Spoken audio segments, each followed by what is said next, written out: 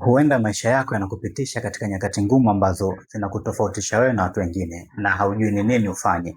Lakini fahamu kuwa wapo waliopitia nyakati hizo pindi wewe ulipokuwa ukiyafurahia maisha yako na wakayashinda majaribu yao. Fahamu kuwa pindi wewe ulipokuwa ukisherehekea sherehe yako ya ndoa, wapo waliokuwa wakilia kwa usaliti wa mapenzi kila siku. Na pindi wewe ulipokuwa ukifurahia uzao wako wa kwanza, wapo waliokuwa wakimlilia Mungu awaepushe na ugumba. Pindi ulipokuwa ukisherehekea mafanikio yako kwa kumaliza elimu ya juu, wapo waliokuwa wakigailisha masomo katika shule ya upili.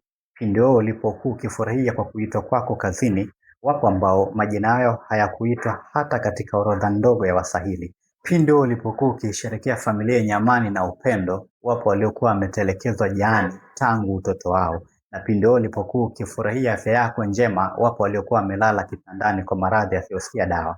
Haijalishi ni magumu kiasi gani unayapitia, mshukuru Mungu kwa uzima ulionao, kwa sababu ndani yake amekujaza uwezo na maarifa kuzikabili changamoto zako. Langu jina ni Elimpagike, nyuma ya kamera ni Mle John.